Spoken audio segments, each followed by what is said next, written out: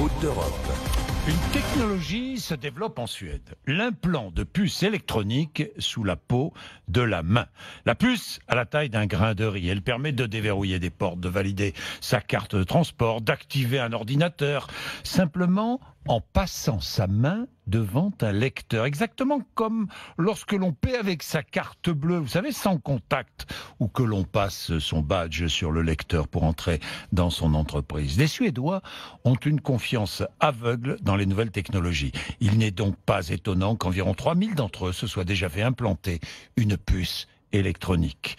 Reportage au pays des Vikings, des cyborgs. Cyborgs. Elle n'a pas de piercing ni de tatouage.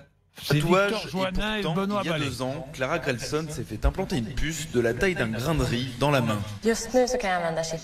Maintenant, je peux utiliser cette puce pour ouvrir certains documents sur mon ordinateur, quand un mot de passe est nécessaire.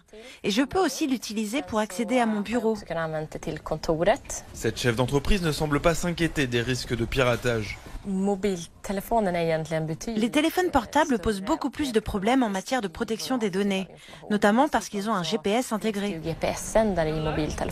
Clara Grelson attend maintenant de pouvoir utiliser sa puce dans les commerces. Une possibilité déjà expérimentée à la cafétéria de l'université de Linköping, 170 km au sud de Stockholm. Donc là, j'arrive à la cafétéria pour acheter mon café. Là, je place ma main contre le lecteur.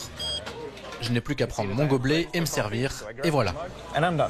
Patrick Sletmo est à l'origine du déploiement de cet implant sur le campus. Une trentaine d'étudiants en sont déjà équipés. C'est pas du tout dangereux d'après ce qu'on m'a dit.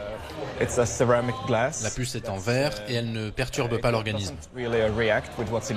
Cet étudiant en informatique en est persuadé. Un jour, les implants de puces électroniques conquerront la planète. Et ce n'est pas un hasard si cette technologie émerge d'abord en Suède. Dans ce pays, tout le monde est habitué à la technologie et en voit le potentiel. Donc quand des nouveautés arrivent comme celle-là, les gens pensent que c'est cool plutôt que de trouver ça bizarre.